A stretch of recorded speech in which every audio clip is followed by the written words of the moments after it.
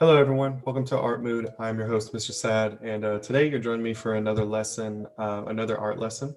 Today we will be looking at something called value. So you should see my PowerPoint popping up in just a second. Should be good to go. I'll check it a little bit later, but that's what we're going to do today. We're going to be talking about something called value. And I'm going to walk you through this lesson to show you some cool tricks and tips that you can use value for. And see if we can learn something on our way out through this. All right, so here we are. Let's start with this one. Got a picture of a ball in the background, but I was thinking of what is a good, easy way to help you understand the word value when it comes to art. So value is like shading. So if you can think of shading and art, then you should have an okay time with understanding what value is. Okay, so that's where we're going to start. And the title of the lesson is called Why You Throwin' Shade, Yo. So we're going to start with this. We're going to define value. That's our first goal. After that, I'm going to show you some examples in art of value. We're going to learn how to show value using a couple of different techniques. And then at the very end, we will make a value scale. So starting off from the beginning, I asked this question to my students in class, and I told them to look at these colors. Are they the same? Are they different? How and why? So just take a minute, maybe pause the video and decide for yourself. Are they the same? Are they different? Could they be both? And why? And then come back in maybe like 2 or 3 seconds. Hopefully you took some time to kind of like answer that question. But are these colors the same? Are they different? Well, I think if you asked anybody, they would probably look at you and say like, well, these are definitely 3 different colors. So how are they the same? Well, actually, the way that these colors are the same is they're actually the same color red, just different shades of red. So that's what I did on this slide. I wanted to show you that this red right here was the red that I originally started with, and all I did was change its shade of red. I did this by adding black on an RGB scale. So I started with this red, I added black, and I got this second one, and then the third one, I got this one. If you look real closely on your computer, you can see that this is not black. It's not even, it looks more of like a dark brown. But all these colors started with the same red. I just made them darker. To show you kind of like a contrast to that, or maybe, a similarity to that would be I used the color magenta and did the same thing. So I took this color magenta and then I changed its value by making it darker. Okay. So that's a really good way of defining value. Value is how light or how dark a color is. So I'm gonna move my head over here, that way you can see these scales. But it's how light or dark a color is. It's also the relative darkness or lightness, so you can choose any color on any scale and change its value. So if you look over at this scale, there's a bunch of grays over here, but it goes from dark to light. And then right below it, we have these different shades of red. Now, why is it important to learn value? Value is used in shading, again, back to the beginning when I was talking about that, to make drawings look 3D. So I have this picture of a circle down here that has been turned into a sphere by the technique of shading, or you adding value to it. So if you look at this sphere and then you look back at the scale, you can actually find each of these colors in this ball. So if you look right here, this is the brightest color on the scale, and we can see that it's right here where this highlight is. And then as we go throughout the scale, you can see all these other bright colors in this ball. So I would probably ask a younger student or something like that, or someone who doesn't know about value, and I would ask them, what color is this ball? And many of them would just say it's red. And it is red, but it is many different shades of red, okay? So we're gonna go to this next one. Here are some value scales. Like I said, we're actually going to create a value scale in just a minute when I work with you. But as you can see, these are all going from dark to light. This section right here, this middle colors right here, these colors should look familiar. I tried to copy these colors and show you them at the beginning. But as you can see, this is like a red color, and as I add black or a dark color to it, it changes its shade. And as I add white, it changes its shade also. It changes its value. In class, we kind of debated what this color was. All my students think this is purple. To me, it looks blue. And so, but as you add white to this scale, this one's getting brighter, you can start to see a lot more of the purple that comes through. And how many of you have ever had this happen where you are trying to find a crayon that's blue and you're like, oh, I found a blue, and then you mark it on your paper and all of a sudden it looks more of like a purple. Well, again, I think that's because when crayon makers make the wax crayons, I think it's because the crayon is The way we see it is the darkest color or the darkest shade of that color. But again, it's just like a fun little thing. This is a good example of 2D versus 3D shapes. So again, if you look at these two shapes, and you can pause your video to check this, these two circles or circle and sphere are the same size. If you've measured the length and the width of them, they're the same size. However, one of them looks a little bit bigger, and I would argue it's the 3D one because of those extra values that's been added to it. So what's the difference between these two? Again, the 2D one only has one color of blue in it, while the 3D one has multiple colors of blue in here. You can see some bright blues, and then you can see darker shades of blue after that. So here's our artist I want you to learn about. He has the coolest rapper artist name in the world, MC Escher. So any of you who get that, you can give me a little thumbs up.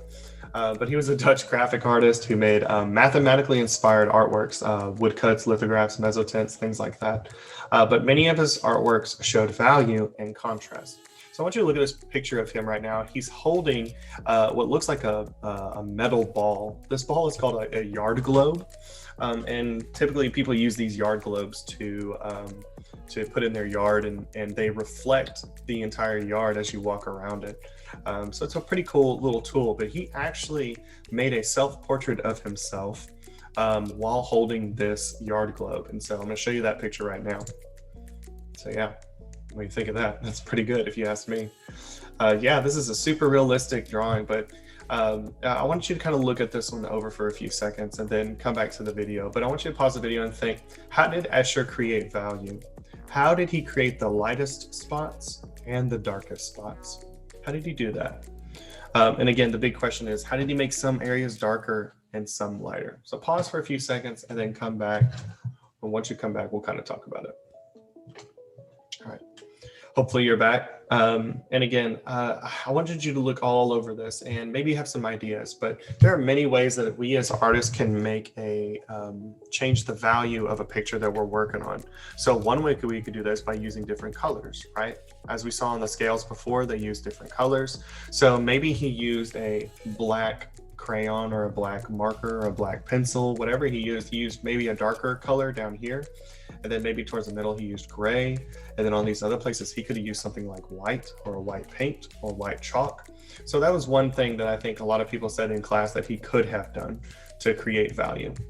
Some other people said that how hard he pushed on the paper could have changed its value. So again, in these darker spots, just like we do when we're trying to write our name darker, he could have pushed really hard in order to get the shade that he wanted. And then when he wanted it lighter, he could have lightly marked it. Also, whenever you make something dark, you can also erase it to make it lighter. So maybe he used different tools like that.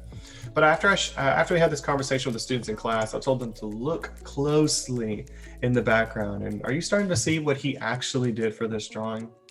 Yeah, if you look really, really closely, Escher did a technique called stippling, which means he created this entire drawing, this one right here, with dots. Yeah, the whole thing is made of dots, and you can see them right here. Just a bunch of dots repeated over and over and over again, including all these lines that you see, these dark areas. All of these have been repeatedly marked with dots over and over and over again. So talk about a long process of doing that. And if you look really closely at places like his hand down here and on his coat and in the background, you can definitely see all of these dots now that I've told you. So this is one technique of 4 that I'm going to show you today on how you can create value. And these are all 4 of the techniques right beside each other. But as you can see, this first one we're going to talk about is stippling, and that's the one that Escher used when he was doing his drawings and made his different shades. The other 3 I'll show you also. So stippling, again, is just a technique where making dots creates value. So we've got this stippling over and over again. Now, something that's interesting to note is that he didn't push harder on his dots, and maybe he did. I never met the guy, right? Maybe he pushed a little harder, but the process of stippling is just adding more dots and then covering up more white space. So as you can see, a bunch of the dots are repeated over and over again. Even on this white side, you can see some dots over there. So more specks or more dots equals darker. Smudging is one that you've all probably have done if you've been a good or like been a drawer for your whole life, and you get it and you're drawing a nice cool picture and accidentally smudge part of your drawing. Well, smudging is just using the technique of blending together to create value. So it's just taking your graphite, coloring it in, and using your fingers or another tool to move the graphite and manipulate it. So smudging is another one. Hatching was one of the ones that I first learned when I was starting to draw shadows and shading things. And it's just the technique of repeating lines to make value. So the lines are all going in the same direction. And the darker the line, or excuse me, the darker the area, the more lines that are closer to each other. And so you can see that on this ball too. They're all going up and down, north to south. And then finally, cross hatching is just a combination or two hatches that have intersected with each other. So it's a technique of creating intersecting lines to make value. So you go one way and then you come the other way, and then the places that they meet end up being the darkest. So this is an interesting technique. Again, this is probably after you learn hatching, you try cross hatching and then maybe go into smudging and stuff like that. So those are all four of the methods. Now it's going to be your turn. So what I need you to do is, well, I'll tell you, we're going to make our own value scale using those techniques that we just showed. So I'm going to switch my video over to another video of me working through this with you. It says you will need your journal, pencil, and crayons, but the really big thing you need is this value scale printout, and it'll be in the link in the video, so that all you have to do is click on it and you can download it. So I will switch to that video, and when I come back, we will finish off talking about value. So I will see you there in just a few seconds. Okay. All right, guys, so you should be with me now with your four colors. I just picked four random colors from my crayon set over here. I think having darker colors is going to help the most, but you can use any crayons for these. So again, what we're going to do is we're going to create a value scale, but we're going to use some of the techniques that we talked about in the video.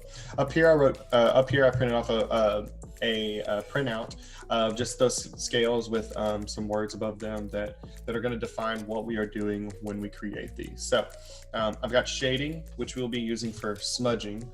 There will be some altering in this one since I'm using crayons. Then we have hatching, cross hatching, and then the final one is stippling. Stippling is the last one because I think it is the most physical intense one. So this one's going to be a little bit harder because you're going to be tired if you start with this one. So we're going to save that one for last, but overall we're going to get started with these. So first thing you need to know is that I want you to pick a color to use for each row. So I'm only going to use this blue violet for that row. I'm only going to use the orange one for this row.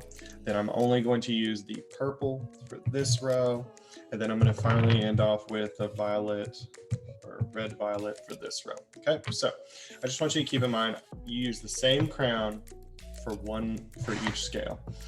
Also, to help you out even further, you can do this with your pencil. I have misplaced my pencil, so I'm not going to do that. But right here down at the bottom, you can write these letters, VD, and that stands for very dark, D for dark, N for neutral, L for light, and VL for very light.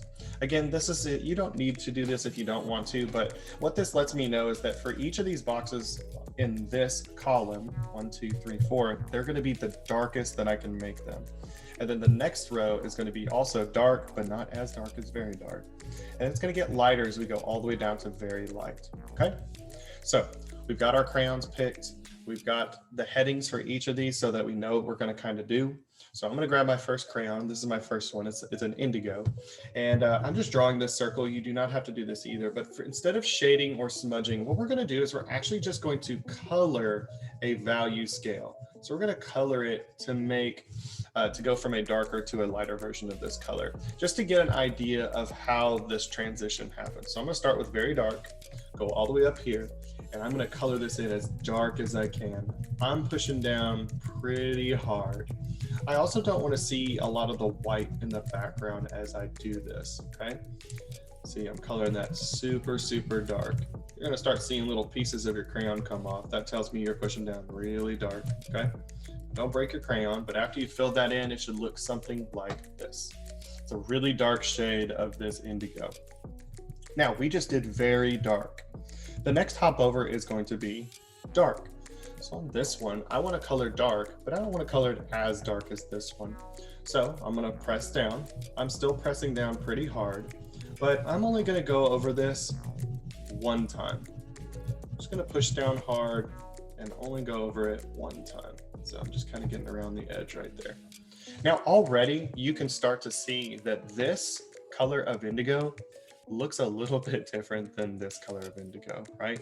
And that is because we're using the same crayon. However, we are doing a lighter shade each time. So now I'm going to move to the neutral spot. And for the neutral spot, this would be like your normal coloring. You want to color this like you were coloring a normal coloring page, not pushing down very hard, okay? Mine looks a little bit lighter, but again, I said if you use darker colors, you'll be able to see the transition really nicely. So I went from very dark to neutral. Now I'm going to go to light. At this point, when you get to light, you're gonna actually try your best to not push hard on this at all. In fact, when I go over this, I'm going to very lightly color in a shade of indigo. Even on the camera, I think this is going to be a little hard to see, but I'm just going over a couple of times, making sure it's dark enough for me to see on the screen, but not so dark that it's darker than this one. And finally, when you get to the very light, this one should be so light. I'm going over it just once. That's the lightest color I can. But I think if you zoomed in on this, you would start to see a little bit of that blue show up. So a fun little trick that you can do with your parents or your friends is you can ask them, hey, do you think I used 5 different crayons for this scale? And they can tell you a yes or a no. You can even ask them, do you think that this color and this color are different? Or this crayon and this crayon would be different? And most of the time people say no, and you say, aha, but I did. I used the same crayon for the whole scale. But can you see how that people might get confused by this if they saw it and they think, wow, this has to be a different color than this one. Well, they are actually the same color, but they have been shaded all the way through. So it's a pretty fun little technique, okay? And again, we're gonna use these two for our shapes the next time we do this, okay? Now, shading wasn't too bad. It was just like normal coloring. We're gonna start doing some of those techniques now that were in the video earlier. So now we're gonna do hatching. And again, I'm just drawing this for you to see. You don't have to draw this, but remember, hatching is a bunch of repeated lines going in the same direction. So I'm gonna go up and down. But remember, we're still going to follow the scale down here. I want this to be the darkest block, but I'm going to use the technique that I just showed you. So I'm going to go up and down. I'm going to put these lines as close as I can together. And I'm going to even go over it a couple of times. I'm going to go over it so many times, you're going to think that it's a solid color. And if you looked closely on mine, it kind of looks like you can see some of the lines still. But again, I was very dark. Going to dark. This time what I'm going to do is instead of pushing down hard, what I'm going to do is I'm just going to separate the lines just a little bit. If I can separate the lines and let some of this white come through, then I'm allowing the value to change by allowing this bright to get a little bit brighter. So I'm going to be very careful with it.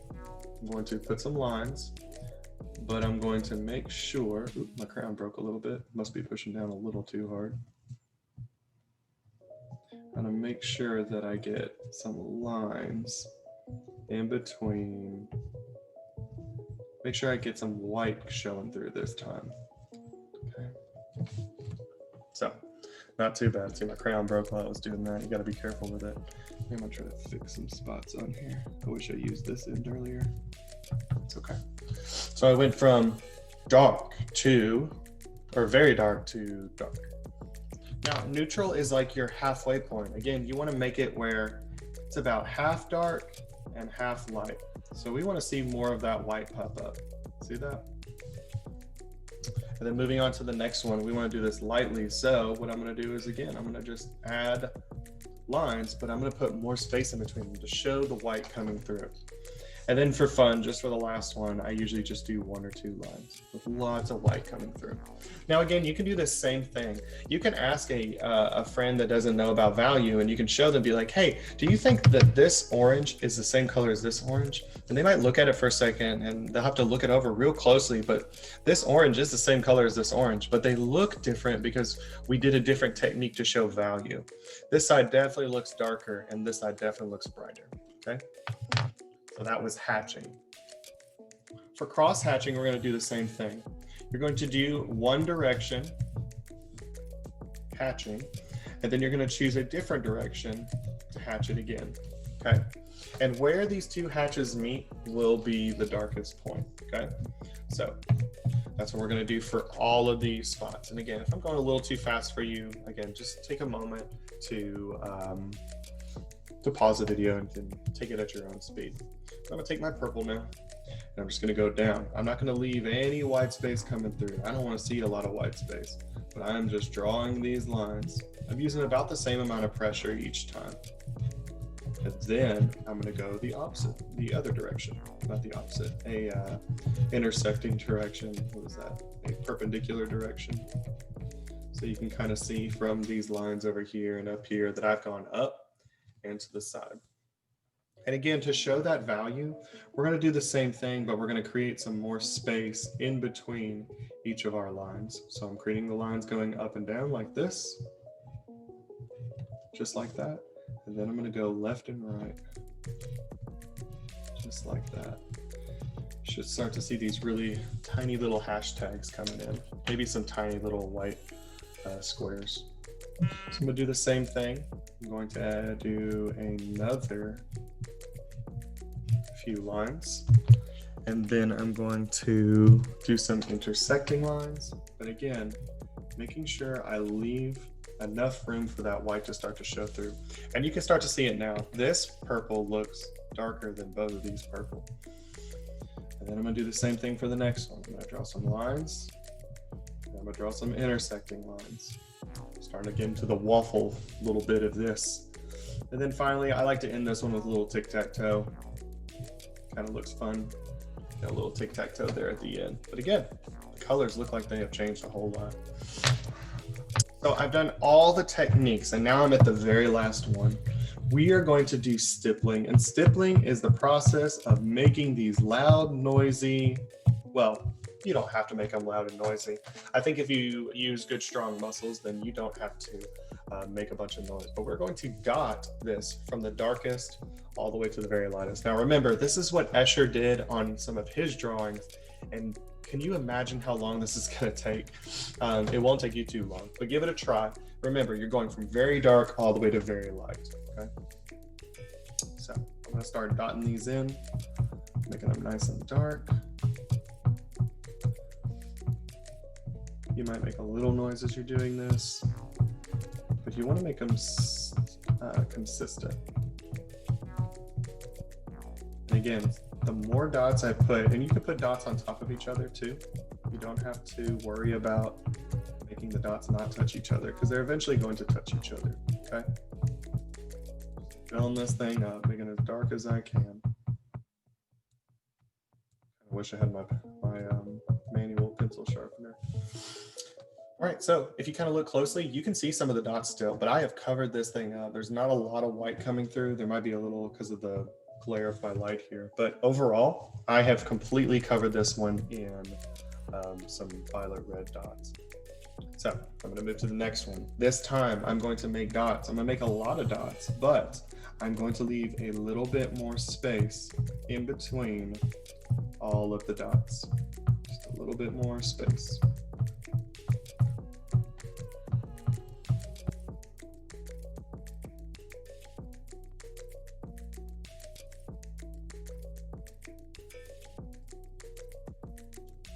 Again, lots of dots.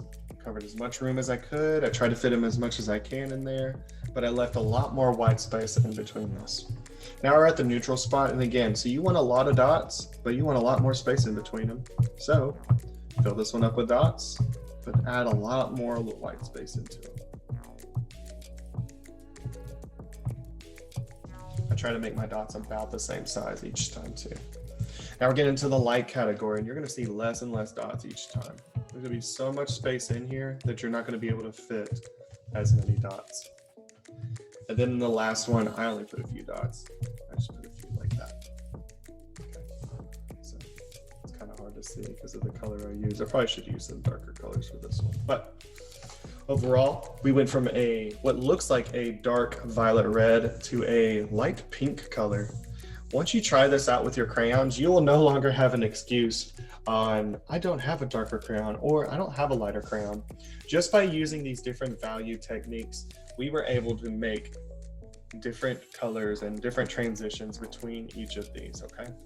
So hopefully you were able to finish this. If not, you can pause it here and keep practicing these. The next time we get together and do something like this, we're gonna need to use these techniques to make some objects look 3D. So hold on to this, put it in your journal and put it in your portfolio, okay?